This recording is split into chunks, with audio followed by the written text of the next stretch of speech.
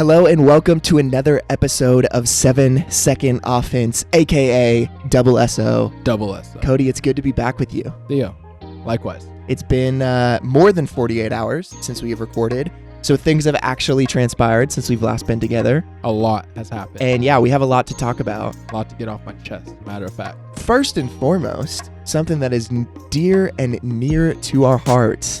The Phoenix Suns have a shot at the playoffs. The Phoenix Suns are going to the playoffs. Heard it here first. Double SO. I love it. I love it. Yo, Phoenix Suns fans, we are the most faithful with the least amount of actual reason to be faithful. I haven't had this much hope in years. My buddy Shay texted me. Yeah. And he said he saw a poll and they're running algorithms of the chances the Suns making the playoffs. I think out of 522. Yeah. Attempts? Yep. Mm-hmm. One. What? Chance. But it's going to happen. We're going to the playoffs. Bro. We're going to win the championship. Disregard anything that we've said about the Phoenix Suns. We're the luckiest organization on the planet. It's going to happen. We're back, baby. It's going to happen. We're back. And we're coming for your money. Bro, okay. They released today the teams that will play. So this would be who we play. Okay. Dallas. Mm-hmm. LA Clippers. Easy money. Dallas again. Easy money. Indiana. Even easier. Who's on that team? Indiana? Mm-hmm. Exactly. It's Drew like a Holiday. True. And is Oladipo still on the team? I think so. Victor Oladipo. Yeah. Man, are we even fans of the league? Bro. Well, it's the Eastern Conference. Who cares about the Eastern Conference? Sorry, that side of the state. Okay, Washington. Okay. Philly. Which they're good. Miami. Yeah. And then OKC. Miami has Butler. They nice. So that's my guy. So to be fair, we've beaten Dallas I think 2 of the 4 times or something that we've come up against that year. I don't know that stat for sure, but we've handled them a couple times. Dude, right behind Curry, I have Luka. Watch Booker take that man out of the playoffs. True. DeAndre Ayton with a triple double. Yeah. Cutie Oubre. So true. To be fair, I feel pretty confident about that situation. Oh yeah, I'll lie to myself and be confident. Bro, I know. So anyways, basically someone posted this kind of lineup and they were like, okay, what's going to be our record across these 8 games? Literally the whole comment section was 8-0, 8-0, 8-0, 8. And people are like, bro, this is the Phoenix Suns we're talking about. We're the most we here. Yeah, we're here. We're faithful. We're loyal. Yep. Bro, this is what a time to be alive. Yeah, and we probably don't need to stand this for a while, but you remember the Meta World Peace clip where Kobe passes him the ball and he hits the buzzer beater? Oh, and in the interview, he's like, Kobe, pass me the ball.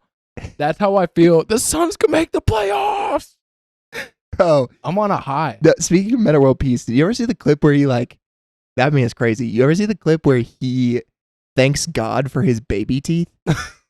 What? Okay, listen, people. In the show notes, I'm going to link you this clip. This is the most gold clip of all time. He basically this is while Kobe's still on the team. He's on the team. Someone's like, hey, so, the veterans call you Ron Artest. The rookies call you Meta World Peace. What do you like to be called? And he's he just doesn't even listen to what she says. He's like, you know what I'm thankful for? The fact that we lose our teeth when we're a baby. Because could you imagine if we lost our teeth when we were an adult? We look stupid.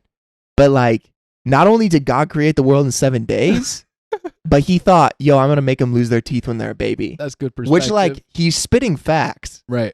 But also, what are you talking about? What are you talking? But that's meta. Well, now isn't his name Panda Friend? Yeah, you're right. Dude, he's a... That was meta. He's a gem that we take for granted. He is, man. That dude, he's not as flamboyant, but low key the Dennis Rodman of that generation. Right. Here's the question: who's the Dennis Rodman of this generation? We don't have one, do we? No, we got our head on straight. I mean, Russ comes in some Russell Westbrook comes in some gnarly stuff, but his character won't condone any Russ slander. I'm not slandering Russ. I'm just saying he shows up in some goofy outfits sometimes. Stop. Swaggy. Yo, his clothing brand's sick though. What's it called? Honor. Yeah. Honor the gift. True. Yeah, I think. Yeah. We'll run with it. Yeah, he's sick. Anyways, okay. This is a perfect segue that I didn't even plan for, but it works out because Ron Artest, he's onto something. The fact that we lose our baby teeth when we're a baby, kind of low key sick. You see where I'm going with I see this? where you're going with this. So here's the thought that we have to talk about this week. So Jimmy Scott, you all know him. He's a cult hero. He had this idea, okay? Because he was like, we were trying to think like, what's our funny introductory like opener thing? Yeah, we were struggling. Yeah, it's been 3 episodes and we're already struggling.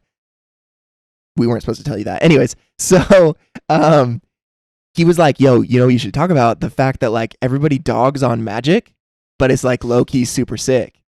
Super sick. Yeah. Which is like right when he said that, I was like, dude, you're 100% right. And no one's going to argue with that at all.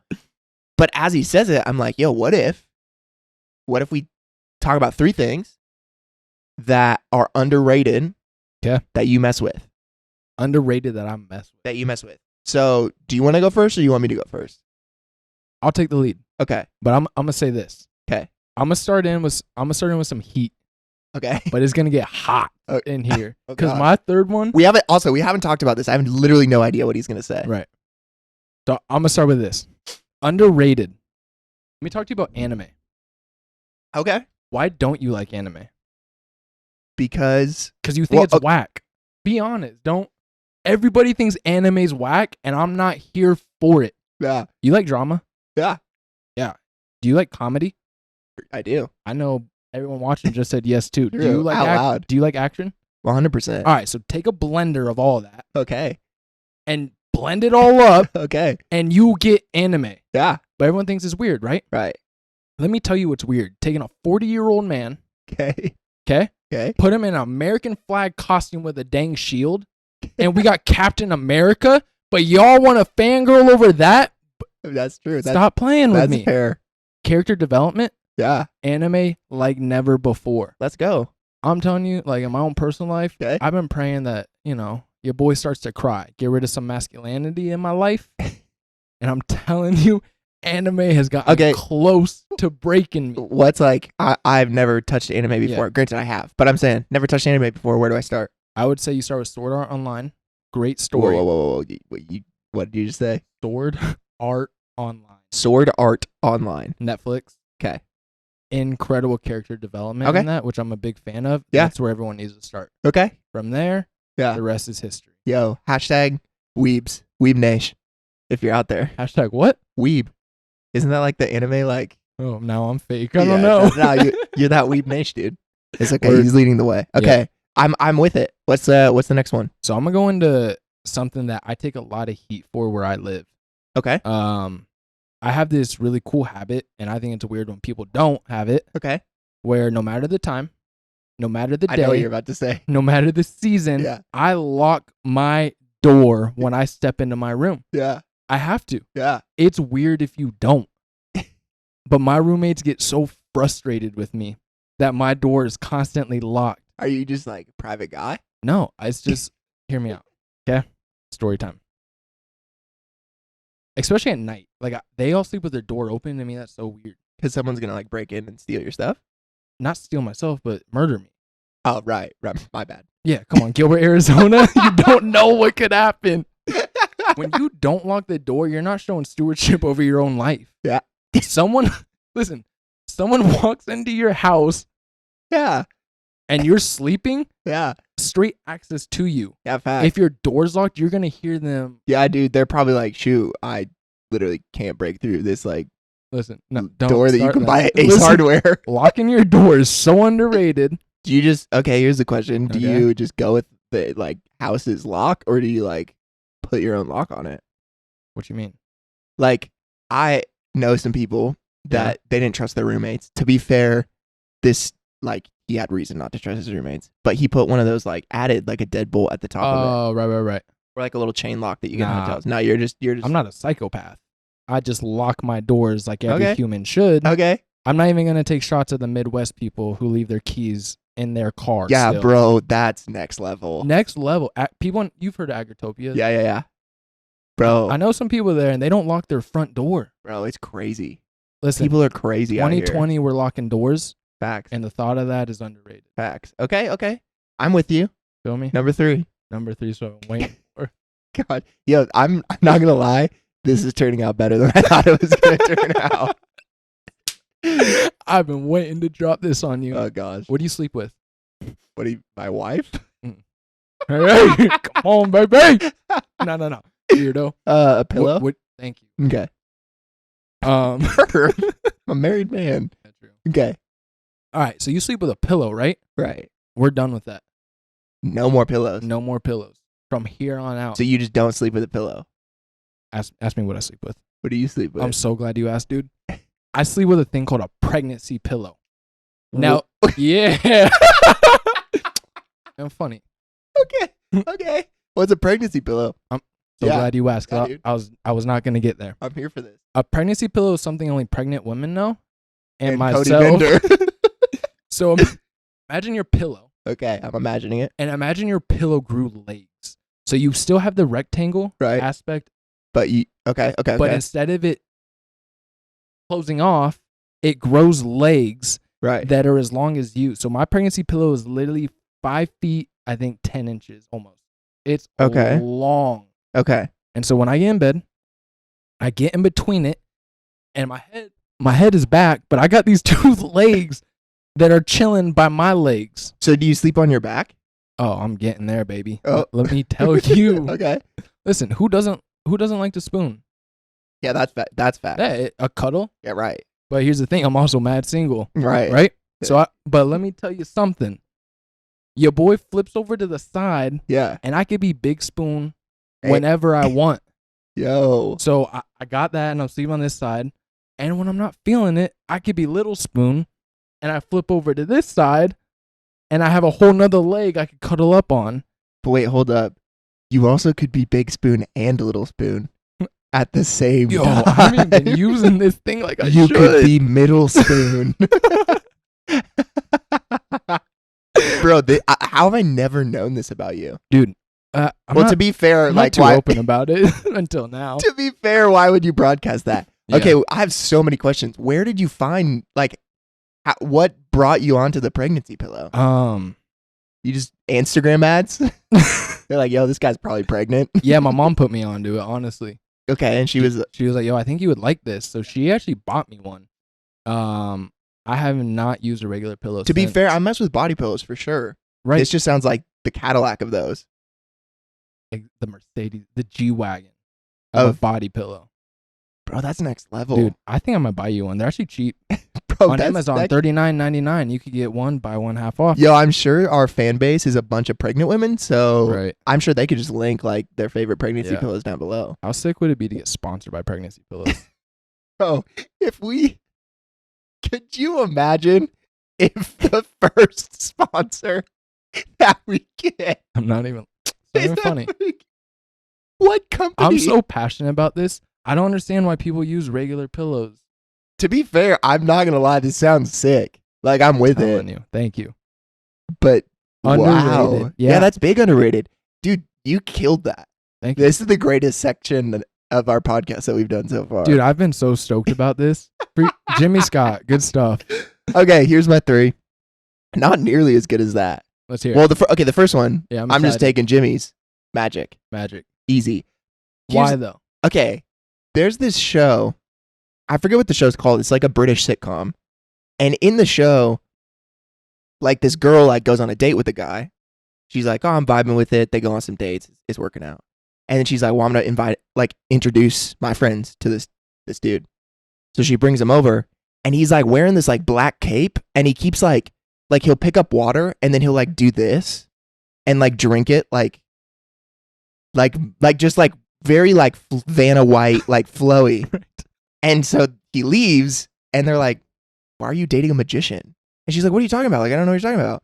And they're like, "Dude, he freaking looks like a magician." And then she like starts to realize, and she goes on like another date with him. Yeah. And he's like, I think at one point he like puts his like napkin like in front of his plate, like he's gonna make it vanish, and then he doesn't. And she's like, she can't get it out of her head at that point. Yeah. All that to say, people are like, magicians are kind of like weird, right? Lame. Like, why would you get into magic? Right. But then there's this show that's just come out on Netflix, or maybe it's been out for a bit.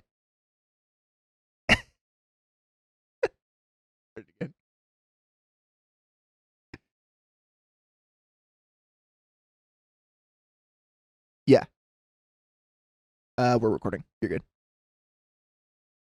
Just make sure you smile right when you start back up.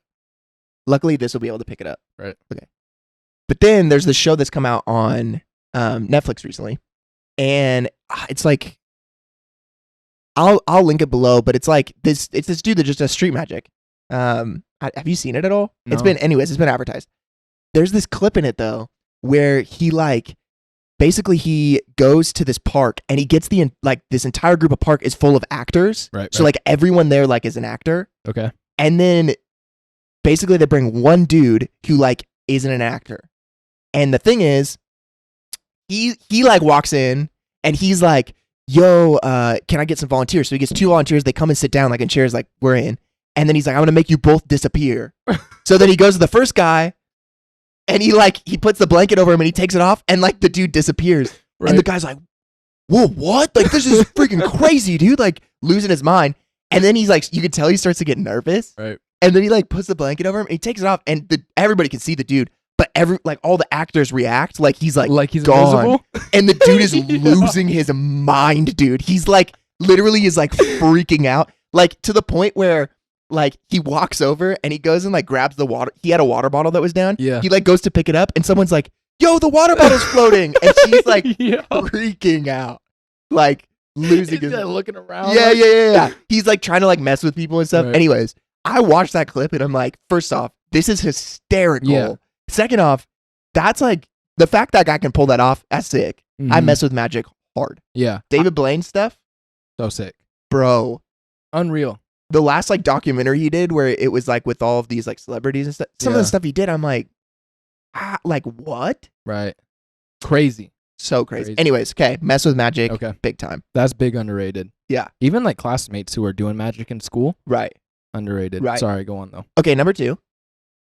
This one connects with your anime one a bit. Talk to me. Okay. Because I feel like the anime culture can empathize with the gaming culture quite a bit. Specifically, the PC gaming culture. Okay. Here's this game that I've been on thanks to Jimmy. Jimmy's kind of a common theme of this. I'm telling you guys. Yeah. He's the glue that holds us together. Right. It's a game called Realm of the Mad God. Realm of the Mad God. Okay. Okay. It's free. So first off, this is how I got into it. It's free. I was in college and I'm like, I need something to do. Mm-hmm. I'm not going to buy a game. I'll just hop on. Yeah. Basically what happens is this. There's like a couple different characters that you choose. You choose your character and then you keep your character until it dies. But once it dies, it's like dead. So like you go around and you like have to get like, so I think you can get like 4 items. It's like a weapon, an armor, a ring, and like a special ability. Okay. And the more stuff you kill, the more stuff you get. Mm-hmm. But again, when you die, you lose all your stuff. No matter what, it's all gone. It's forever. You can't go back to a no. Okay. It's like dead. Right. So like you can save your guy as long as it's alive, but once he dies, he's like dead. That's crazy. So it's like, it's kind of like it's super fun. Don't get me wrong, but it's also like so stressful because it's like when you're in like a hard like boss or whatever, you're like, bro, if I die, this is like actual game over. Palms are sweaty. Yeah. Throwing up mom's spaghetti. Yes. So that's why I love it because it's like. There's no just like I'm just gonna casually play this game like every time like literally to the point where I'm like I'm getting kind of tired. I have to log off because I don't want to lose all my stuff. Yeah. Anyways, I mess with that game big you gotta time. be mentally right while you're playing. Yeah. Realm of the Mad God. I mean, if you watch me play it, you'd be like, okay, who is this? This guy? is like the pregnancy pillow of video games, but in a bad way. But I'm telling you, it's sick. Number 3. Okay. This one I feel like divides the room. Okay. Talk to me. Little Caesars Pizza. Do you mess with Little Caesars? Do I mess with the $5 pizza box? Oh my goodness. Bro, this is what I'm saying. Little Caesars, it's so cheap. Okay? Now, here's my like real like push for Little Caesars. The reason why I think like Little Caesars is the stuff. Okay. Aside from the fact that it's stupid cheap. Dang. And it's like, dude, bread is bread. Like, don't get me wrong, there's good bread. Right. But like, I love bread. I love all bread. Talk to me. So you give me Little Caesars for $5. I get bread, a little bit of cheese, some pepperoni. Game over. I'm full forever. But here's my thing. I'm a youth pastor. Okay. And when you're a youth pastor, you throw events, you need to feed like 200 kids. Little Caesars is always the go-to. So like to the point where like literally like I'm eating Little Caesars when I'm like in youth ministry heavy, probably once if not twice a month. No kidding. But what I'm saying is Little Caesars for me is attached to like right good memories. Like, yo, that time when I was like hanging out with like so-and-so, like whatever. It's like a nostalgic thing for me. What else has held you down? Yeah. Like Little Caesars. It's so real, dude. So don't get me wrong. Like if we're talking like best pizza of all time, right? No way am I going Little Caesars. Don't get me with that. I'm just saying. Just don't sleep on it. Yes. Right. Show some respect to Little Caesars. Big facts. Little Caesars if you're out here, and pregnancy pillows if you're out here. If we could get you two, work up a little deal. Maybe we could do a collab. Right. Yeah. Do like a little. We're just asking to be on your commercial. Not too much. True. Their ranch at Little Caesars. Have you ever had it? I don't like ranch. What? I know I'm lying. I don't like ranch. That's why you didn't have ranch in your pizza on episode 1. Yeah, I don't like ranch and I don't like cheese. So what you put on your pizza? Okay, so that's the other thing. The thing that I like about Little Caesars is the cheese is like light enough to where I'm like, I would eat cheese pizza that's like Little Caesars. I don't know how I don't know this. Yeah. But crazy. Anyways, I messed with that stuff. Bro, that section kind of slapped. Big slap. I was about it. Me too. To be fair, we have no idea how people are going to respond, but I feel like that was a good section. I don't even care. They could listen to this rant. That was fun. True. Okay. We're about to take a really, really, really, really, really, really, really hard turn. We don't even got to. Yeah. We just won't. Okay. Big turn. Okay. The Phoenix Suns, they're going to the playoffs. This is a good thing. I just found out that you sleep with a pregnancy pillow. It's a great thing. Fantastic thing. I found out you don't like ranch. Kind of a bad thing. That's a bad thing. But there was also a lot of really heavy things that happened this week. A lot. Yeah. So we're releasing this Friday. So about a week and a half has transpired now, maybe 2 weeks. Since, well, you have kind of the 3 publicized murders of Ahmaud Arbery, George Floyd, and Breonna Taylor. Right. And obviously they represent a much bigger conversation and a much bigger picture. Yeah. But as like,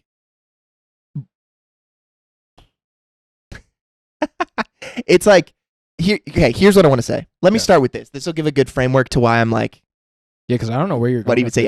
This is the other thing. I've definitely left Cody in the dark on this. So I'm like, hey, we're just gonna have a real controversial conversation. Right. Okay, so let me start with this. Martin Luther King, Dr. King, amazing for a lot of reasons. I think also though, especially in the white community and white circle,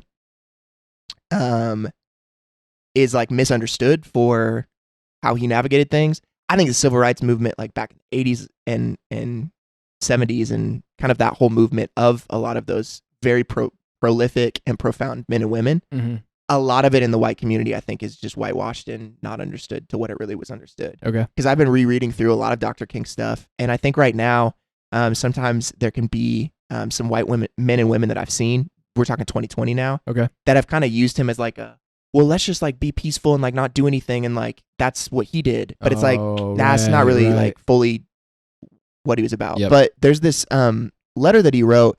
It's just entitled Letter from a Birmingham Jail. And it was right after he was in a protest and was arrested, put in jail. Okay. And he wrote this letter while he was in prison. Essentially like the Paul of the modern day in some senses. The whole letter is like... What's the gist of it? So the whole letter is so profound, but he talks just about kind of like... He basically, in some senses, and it's more than this, but he's writing to white pastors and white churches. Really? And he's saying like, this is why I do what I do. Yeah. And some of you guys like get frustrated by it, but this is why I am what I am. Yep. So there's a lot of, and we'll link it below. I would highly recommend reading through the letter. I was talking with a friend this week. He had an entire ontology of Dr. King, just all of his works and writings.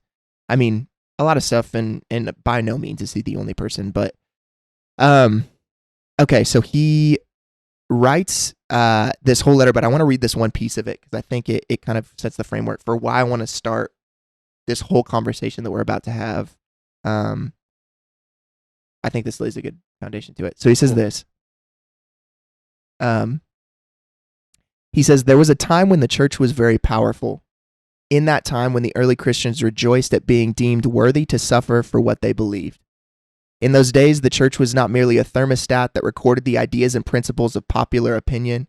It was a thermostat that transformed the mores of society. Whenever the early Christians entered a town, the people in power became disturbed and immediately sought to convict the Christians for being disturbers of the peace and outside agitators. But the Christians pressed on, in the conviction that they were the colony of heaven called to obey God rather than man. Small in number, they were big in commitment. They were too God-intoxicated to be astronomically intimidated. By their effort and example, they brought an end to such ancient evils such as infanticide and gladiatorial contests. These things are different now. So often the contemporary church is weak, ineffectual voice with an uncertain sound. So often it is the arch defender of the status quo, far from being distributed by the presence of the church, and the power structure of the average community is consoled by the church's silence, and often even vocal, sanction of things that they are. And this is the last kind of like some surmising thought. Mm-hmm. But the judgment of God is upon the church like it never has been before. If today's church does not recapture the sacrificial spirit of the early church, it will lose its authenticity, forfeit the loyalty to millions, and be dismissed as an irrelevant social club with no meaning for the 20th century. Every day I meet young men whose disappointment with the church has turned into outright disgust. Sounds a lot like today. Yeah. So we're talking about a man who is writing from prison, arrested for protesting. Right. A peaceful protest that he was a part of, but arrested nonetheless for inciting riot or whatever it was. But as a white pastor, obviously, you know, my heart has been extremely heavy. Not even as a white pastor this week, just as a human being, my heart has been extremely heavy. Yeah. Because the truth of the matter is, George Floyd, his death was wrong, but the even more like terrible part of it is that his death represents a bigger conversation we're talking about. Yeah, definitely. Like his death isn't just an isolated event, and that's like the whole thing of like, I've heard the comments this week of, well, you don't have all the facts, you don't know what it could be about. You know what? I heard this week something about him potentially having some drugs on him at the time, different things like that. People make it so much about like this specific event. Yep. First off, that in itself is a ridiculous argument. I agree. But I think like the truth of the matter is it represents a larger conversation. Yeah. And one of the things that I found myself kind of feeling this week as a pastor is, you know, as a pastor, if you aren't speaking in times of crisis, nobody cares what you have to say in times of peace. And so that's crazy, right? And so I've known that I need to speak up. Yeah. I know that I need to say something. Not just want to, I need to. Scripture is very clear. That we are supposed to give voice to those that do not have a voice. And so I've known I need to say something. However, like my tension has been, well, I don't want to sound stupid. Mm-hmm. I don't want to sound ignorant. Right. I don't want to sound wrong. Is this my place? Yeah. And I mean, I've heard it this week too. It's like, you know, as a white person, do I have conversation or do I have any place to say anything? Like I can't talk about race. I'm white and whatever. And I think like, sorry, is that something you've been struggling with though? Not something. Well, not necessarily. I've known I've needed to say something. Okay. I haven't necessarily felt that. You know, very thankful that I've grown up in very diverse areas. Obviously, born in Costa Rica, like, you know, I grew up, you know, as the minority. Mm-hmm. Granted, I only lived there for a small amount of time and all of that. But race is something that, that like, is your upbringing. Yeah, and it was a conversation we always had in our home. Okay. My mom lived in San Francisco, a very diverse area. Right. And so my parents did a really good job growing up of just like, hey, this is the conversations we bringing awareness. Mm-hmm. This is what's really going on. Yeah. And I do want to say this. That doesn't in no way say that I've never had racist acts, racist tendencies, done things that were racist. Mm-hmm. I really am careful to not remove myself from like I can be the problem at moments just as much as everybody else. Right. Because I think it would be very easy for me to be like, well, I lived in Oakland, so I know what I'm talking about. Right. No. Right. Like, I've tried to educate myself and tried to learn, but I also recognize that I'm the problem in certain moments just as much as anybody else at moments. Okay. But what I have thought is like, okay, let's frame it this way. Okay. Watch the podcast last week. I was editing it. Mm-hmm. And I was like, dude, I said some stuff that I was like, I don't know what I think about that. Right. Listening back, I think I had the same thought. Yeah. And I'm like, then there's a thought that comes to my mind of like, well, maybe doing a podcast like isn't the move. Because now what I'm doing is I'm promoting what I say at a point in time. What if my thought changes? Now I have like a timestamp that's like, I said something wrong. Mm-hmm. And people can like go back and say, well, you said this in 2020. Yep. So how can you say this now? Mm-hmm. The massive issue with all of that is it stops us from just having conversations. Yeah. And I found myself this week, and there was an interview that was going around a lot this week in the church world between Pastors Stephen Furtick and John Gray. Yep. If you haven't watched it, it's about an hour and 30 minutes. It's a great interview. But one of the points that they make that I think was really kind of like the driving point is that you can't not have a conversation because you're afraid to look stupid or wrong. Mm. And what I found as like in some of the circles that I find myself in, because I've been at times more vocal about the issue of race and racism and prejudice before, I found a lot of people coming to me and being like, well, can I say this? Like, can I do this? Do I have a permission slip to voice? Which from like random white guy, like, I'm like, how have I become? Right. But I was thinking about it and I was like, man, every time people have kind of texted me that, my response has always been, here's like a brief thought that I have about it, but you should just ask the person. Mm. Like, you should go to the person of a different color than you and just say, hey, what do you think about this? Right. What we do is we're so afraid to like look dumb that like even if in a conversation with you at a moment where like, let's say something happens and I'm like, well, what if Cody like takes that the wrong way? Right. What if I ask him a question about his race or his ethnicity and he like thinks that I'm stupid? Mm-hmm. Like, so then, okay, well, I just won't say it because I just don't want to look dumb. And it's like, I don't want to like make it happen because like, what if I don't want to record this podcast because what if people think I look stupid? Or what if it's used against me in 20 years? Yeah. And I think so like, why even speak? Exactly. Why have anything to say when this insecurity or this fear? Exactly. It's going to mess up whatever I'm trying to do in X amount. Well, and hear me, I understand like part of this comes down to the fact that there's very real pain. And so there are people that have tried to start conversations and because of the pain that other people are feeling, they get attacked or shut down. Yeah. And then they're like, why? Okay, I'm not going to do that ever again. Mm-hmm. But like conversations, dude, they're tough. They are super tough. To find a balance, so I was having a conversation with my roommate right this week. It was more so, I think we recognize I'm very emotional on this topic. Right. Whereas he's coming in from it from a very, almost like a strategic. How do we fix and find a solution to what's going on while recognizing the systematic racism, so on and so forth, that we're discussing. Right. But in this topic of conversations are hard, he needs, what I felt was, you just want justification to what's going on, which that wasn't the reality. Right. But prior to our conversation, I labeled him as, why do you want this justification? It's not needed. Right. We sat down. We both had an hour and a half conversation. That was difficult. Right. Like what we're getting at. Right. And we both walked away like, okay, wow. Yeah. That was neat. Yeah. And it's like, and that's, I've read a bit about the idea of like allyship this week. The idea is that and there's actually a book that I saw someone kind of talk about and I want to read. I haven't read it. It's called Comrade. And it's an essay on allyship. But I don't even know what that is. So I'm gonna explain it. The idea of allyship is that basically as an ally to you. So let's talk about the conversation of race right now. My black brothers and sisters, to be an ally to them, as an ally, my goal is to share in their pain and suffering. Right. But to be a proper ally, I have to remove myself from the conversation to the point where I am no longer justified in the conversation.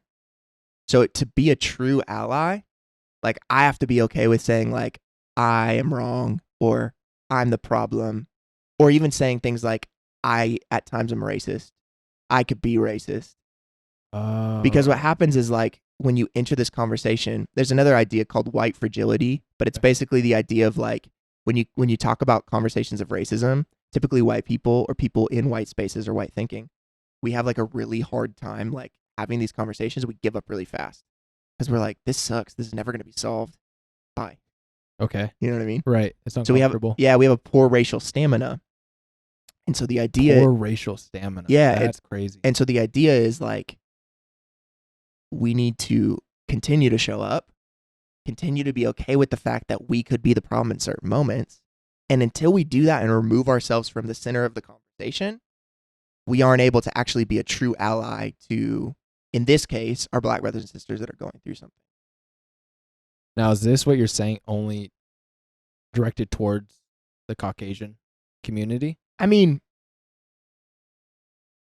to a degree?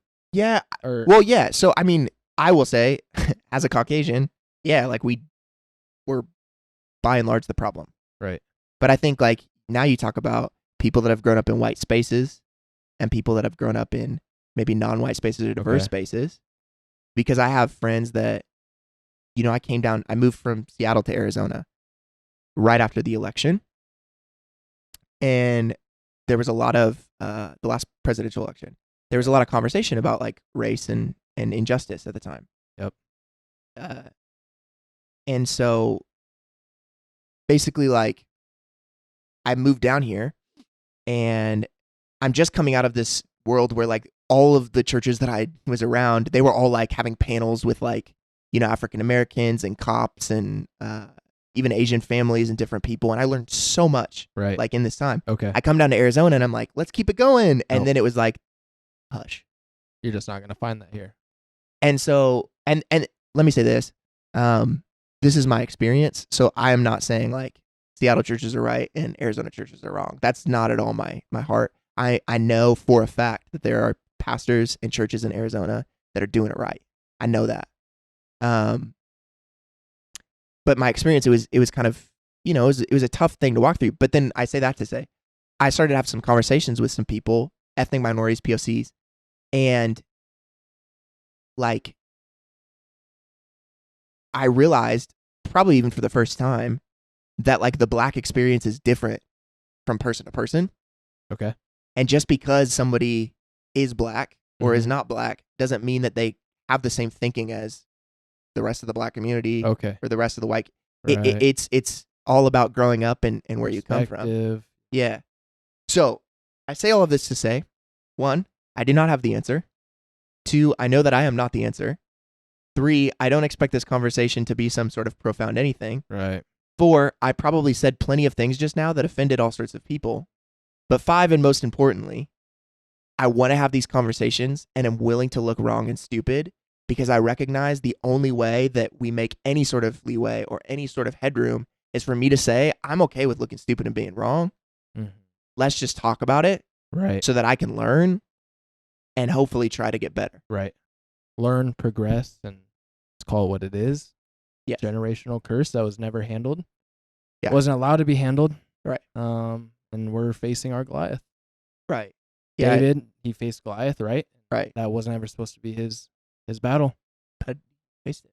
This isn't. But I mean, and now, you know, it's, I think, I was listening to a thing today, and I don't know if you're familiar with Emmett Till, but he was basically lynched, and they had an open casket. Yep. And it was his pictures that kind of like showed the North, like, this is how bad it is in the South. His mom wanted the open casket, I'm pretty sure, right? Yeah, and in a lot of senses, and this isn't my idea, but George Floyd is the Emmett Till of right now. Wow. Where it's like, it's really sad that it took that for someone to die in that way for us to have this conversation. But we're here now. Right. So we better have it. Yeah. And so ultimately, like, you know, and I hope you guys catch my heart, like, it's not to villainize anybody. It's not to It's not to come off as aggressive or any of that stuff. Mm-hmm. At the same time, and this is where things get real, Black people are being murdered. Yep. Absolutely. Black people are being judged differently. Black people are scared. Like, I have friends that are scared to just go outside in their own neighborhood with the house that they have purchased with their own money, but are scared to live because of the fact that they just happen to live next to white people. And who am I to not show any type of compassion? And that's the thing, man. This is not like a well, cops are good. This is a racism problem. Okay? I'm not making any sort of statement towards any sort of like law enforcement authority or anything. This is a racism problem. This is a humanity problem. Right. Absolutely. And if I, like Dr. King says, if I want to not make the church, what does he say? A irrelevant social club, then I have to be willing to use my voice to say, this is not okay. This is what we're facing. This is what we're facing. I don't have the answers. I might look stupid, but I'm going to start the conversation. Right. Because I want to see something happen from it. I look forward to the tomorrow where justice comes before a viral video. Yes. For real, though. Yes. It'll happen. Yes. We'll get there. But it's conversations like this. It's willing to look stupid on a camera that's going to be on the World Wide Web. Right. From here on out. Right. But I can no longer sit in silence. Right. And brush it off. Right. We have a part of us, the Black community, right, and we can say it over and over and over. But they are hurting and they're fearful. Yeah. And they have every right to be. Yeah. And I don't need justification of what's going on to not show any empathy. But I know that this can be something that it's like, I don't even know where to begin. Right. And so if we could be even a sounding board for you, we might not have the right answers, but if we could even be a sounding board to say, hey, think about this, try this, do this, and even build like a community or a network here at SSO, I think that would be definitely something, a huge goal that I think we would both have. Even to walk in life with someone through a podcast like SSO, come on. That'd be the dream. Yeah. Impact the one. Yeah. I love it, man. That'd be something. So, hey, thanks again for tuning in. Make sure you like, comment, subscribe, share with all your friends. Tell your neighbor. Tell your neighbor. Tell your community. If you don't know your neighbor, this is your homework. Go next door. Go upstairs. Knock on the door. Give them some pre-wrapped cookies in your gloves and like mask that you have. Or a pregnancy pillow. To each its own, though. Or some Little Caesars if you don't want to spend like $70 at a pregnancy. Or a pregnancy pillow. Dude. What? Hold up. Could you imagine if I didn't know my neighbor? What a way to break the ice. What a way to break the ice. I know we don't know each other. I live downstairs. Here's a pregnancy pillow, my guy. You tell me that's a bad idea? That is a horrific idea. That's a fantastic idea. Oh, God, no. I'm about to quit the podcast. No, pregnancy pillow is at least like 3 weeks into the friendship. Or 3 days. I don't know what kind of community you have. You're quick to the draw with that pregnancy pillow, my guy. Anyways, we love you. Yeah. We're thankful for you. And we will see you next week, next Friday. Another episode. Email us. Love you guys. Love you.